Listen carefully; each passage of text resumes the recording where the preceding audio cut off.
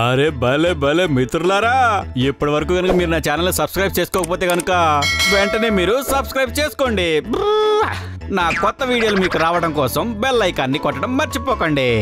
వైతర్ణ అడవిలో ఒక ప్రమాదకరమైన సరస్సు. అక్కడ రోజంతా ఎటువంటి సంఘటన లేదు.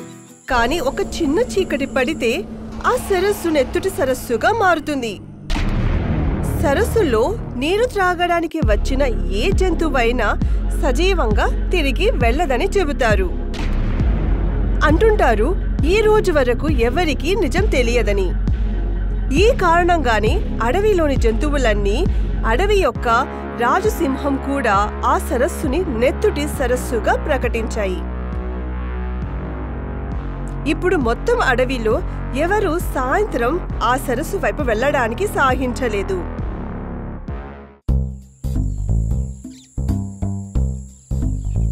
ఒకరోజు ఒక కోతి ఆ అడవికి వస్తుంది. అతను మరియు కుందేలు కలుస్తారు. అరే కోతన్నా, ఎవరు నువ్వు?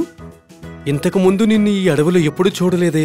కుందేలన్నా, ఇప్పటి వరకు నేను సిటీలో మనుషుల మధ్యన ఒక చిన్న గుడిసెలో ఉండేవాడిని. ఏదో రకంగా ఇప్పుడు నేను అక్కడి నుంచి పారిపోయి వచ్చేసాను. ఈ అడవిలో నన్ను ఉండడానికి కొద్దిగా చోటు దొరుకుతుందా? అవును కోతన్నా, ఇది మనలాంటి అందరికీ ఇల్లు. మనుషులు కట్టించుకునే గుడిసె కాదు ఇది. నాతో రా, నేను నీకు అడవి అంతా చూపిస్తాను. ప్రతి ఒక్క చోటు కోసం నీకు చెప్తాను. ఏ చోటు నీకు నచ్చితే అక్కడే ఉండిపో. ఇంకా కుందేలు కోతికి అడవి మొత్తం చూపిస్తాడు. ఏనుగులు, జిరాఫే వంటి జంతువులు నివసించడానికి చోటు లేదు. అడవి యొక్క రాజు సింహం గుహను చూపిస్తాడు. అతను గుహను చూపిస్తాడు కానీ ఆ నెత్తుటి సరస్సు గురించి చూపించడు, లేదా దానిని చూపించడానికి అక్కడికి తీసుకెళ్లడు. కోతి అక్కడ నివసించడానికి అతి పెద్ద మర్రి చెట్టును ఇష్టపడతాడు. అక్కడ ఉంటూనే 2 రోజులు గడిపిన తర్వాత 3వ రోజు సాయంత్రం పూట అటూ ఇటూ తిరుగుతూ నెత్తుటి సరస్సు వద్దకు చేరుకుంటాడు.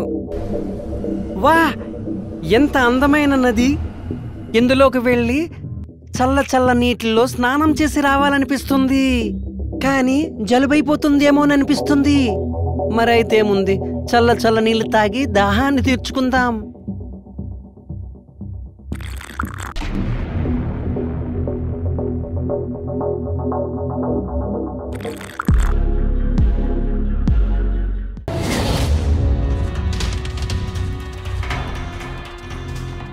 ఏమైంది కోతి సోదరుడా, ఇంతలా భయపడుతూ ఎక్కడి నుండి వస్తున్నావు? నది ఒడ్డు నుంచి నీళ్లు తాగడానికి వెళ్ళింటిని. మరియు సజీవంగా తిరిగొచ్చావా? అర్థమేంటి? ఇది ఈ అడవిలోని నెత్తుటి సరస్సుని మీకు తెలియదా? సాయంత్రం ఎవరైనా అక్కడికి వెళ్లితే అతను సజీవంగా తిరిగి రాడు. అతని శవం కూడా తెలియదు అది ఎక్కడ అదృశ్యమైపోతుందో.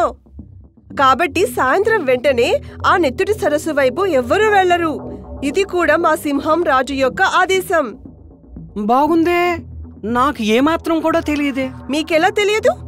ఆ కుందేలు తమ్ముడు కూడా వచ్చేసాడు. కుందేలు సోదరా, మీ వల్ల కోతి సోదరుడి జీవితం ఈ రోజు ప్రమాదం నుంచి బయటపడ్డాడు. నా వల్ల? అవును, మీరు కోతి సోదరుడికి మొత్తం అడవి గురించి మరి ప్రతి చోట చూపారు. కానీ ఈ నెత్తుటి సరస్సు గురించి మీరెందుకు చెప్పలేదు? మర్చిపోయానన్నా. నేననుకున్నాను ఇదైతే చెట్టుపైన ఉంటుంది, దీనికి ఈ నదితో ఏం పనుంది. ఓ, ఇప్పుడే నెత్తుటి సరస్సు యొక్క నెత్తుటి వారిని పట్టుకోవడానికి ప్రయత్నించింది. వారు గాయపడకుండా తప్పించుకున్నారు లేదా? భయంకరమైన నదిలో ఉన్న మృగం, నువ్వు దాన్ని చూసావా?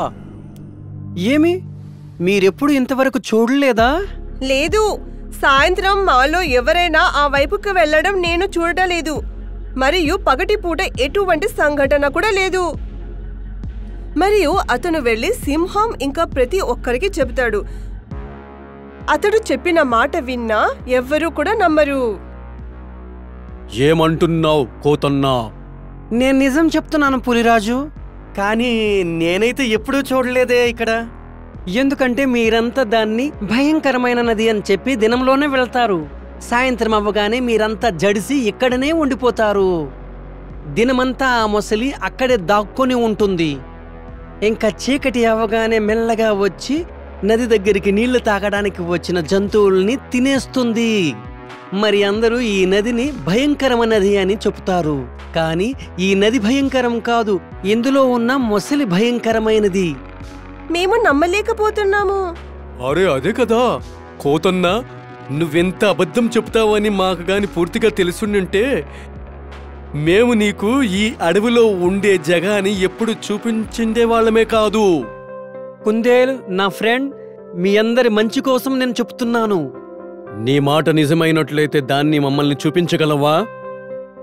అలానే ఈరోజు సాయంత్రం మీరంతా అక్కడికి వచ్చి చెట్లు పుట్ల వెనక దాక్కుని ఉండండి. ఇంకా నిజంగానే సాయంకాలం అంతా ఆ నెత్తుటి సరస్సు ఒడ్డుకు వెళ్లి దాక్కుంటారు. కోతి ఆ నెత్తుటి సరస్సు ఒడ్డుకు వెళ్లి 2-3 పెద్ద రాళ్లను విసురుతాడు. నీటిలో పడ్డ రాళ్ల శబ్దం వస్తుంది. అది విన్న మొసలి నిశ్శబ్దంగా నీళ్ళలో దాక్కొని వేటాడడానికి అక్కడికి వస్తుంది. కాని అతను అక్కడ చెట్టు వెనుక దాక్కున్న ఏనుగును చూసి మొసలి జాగ్రత్త పడతాడు. ఇంకా ఆలోచిస్తాడు, అరే వీళ్ళంతా నన్ను దాగుని చూస్తున్నారు, ఏం చేయాలి ఇప్పుడు? వీళ్ళందరికీ బుర్రే లేదు. ఎప్పటిలాగానే వీళ్ళందరిని చూసి రాయిగా మారిపోతాను. చూసారా, నేను చెప్పానుగా ఈ నదిలో పెద్ద రాయి ఉందని. హా, చూడండి, ఇదే రాయి రోజు రాత్రి మనకు కనిపిస్తుంది. అదే కదా, ఇది రాత్రే ఎందుకు కనిపిస్తుంది, దినములు ఎందుకు లేదు? ఎప్పుడైనా ఆలోచించారా? అవును, కొన్నిసార్లు రాత్రిపూట చంద్రుని కారణంగా నీటిలో యవ్వనం ఉంటే అది రాయిని పైకి తీసుకువస్తుందని, పగటిపూట యవ్వనం రాకపోతే ఆ రాయి నీటిలో మునిగిపోతుందని భావించేవారు. వారి తెలివి తక్కువ మాటలు విన్న తరువాత కోతి కలత చెందుతుంది. అరే, మీకు ఏమీ అసలు అర్థమే కాదు. ఓకే, ఒక పని చేద్దాం. మీకు అనిపిస్తుంది కదా ఇది చాలా గట్టి రాయి అని. ఒకవేళ ఇదే గాని చెప్పిందనుకో ఇది గట్టి రాయి అని, అయితే నేను నమ్ముతాను దీన్ని. ఇప్పుడే దీనిపై గెంతుతూ మొగ్గులేస్తూ వస్తాను.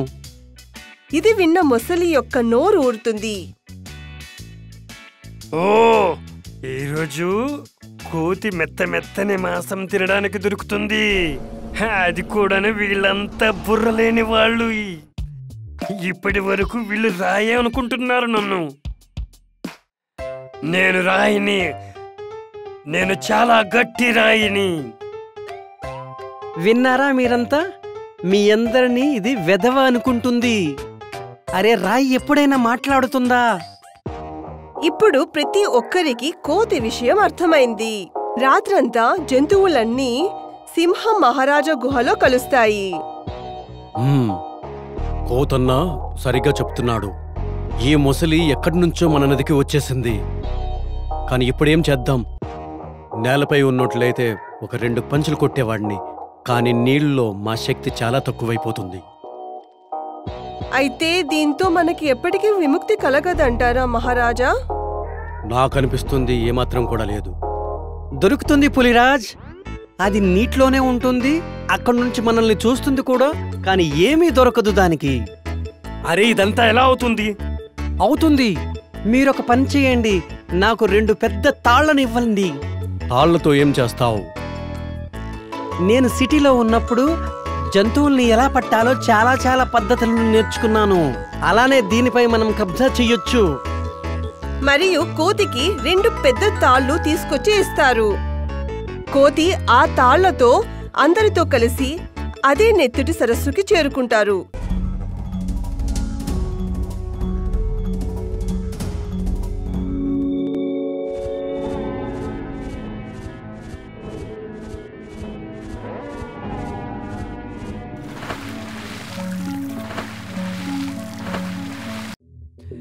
ఓ, నిన్నటి వరకు వీళ్ళంతా నన్ను చూసి పారిపోయేవారు. ఈరోజు నీళ్లు తాగడానికి వచ్చారా? నాకు అనిపిస్తుంది వీళ్ళంతా వేరే వాళ్ళలా నన్ను రాయనే అనుకుంటున్నారు కావాలా. ఇప్పుడు వీటన్నిటినీ నా ఆహారంగా మార్చుకుంటాను.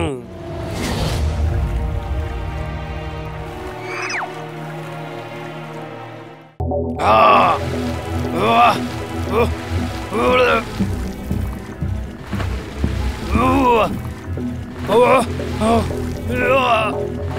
అరే కోతన్న, ఇది అసలు పరిగెత్తలేకపోతుంది.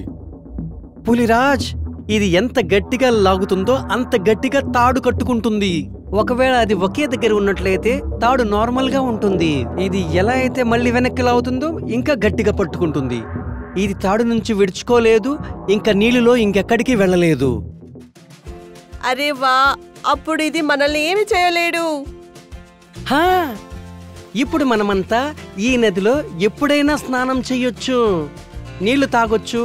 ఇది మమ్మల్ని చూస్తూనే ఉంటుంది, కానీ ఏమీ చేయలేదు. కానీ ఇది ఒకే చోట తిరుగుతూ ఉంటుంది. వా కోతన్నా వా, నువ్వు చెప్పిందంతా నిజమైంది. నువ్వైతే మా నీళ్లు తాగే ప్రాబ్లాన్ని సాల్వ్ చేసేసావు. లేకపోతే రాత్రంతా మేము నీళ్లు తాగకుండా ఉండేవాళ్ళము. మేమెప్పుడు అనుకునేవాళ్ళము ఈ నదికి నీళ్లు తాగడానికి వచ్చి దీన్ని భయపడి వెంటనే పారిపోయేవాళ్ళము. ఈరోజు మాకు ఒక మాట అర్థమైంది కోతన్న. ఏదైనా జగా కోసం తప్పుడుగా విని దాన్ని వదిలేయకూడదని. కానీ ఆ తప్పుడు మాటకి ఏంటి సమాధానమా అనేది చూడాలి మనము.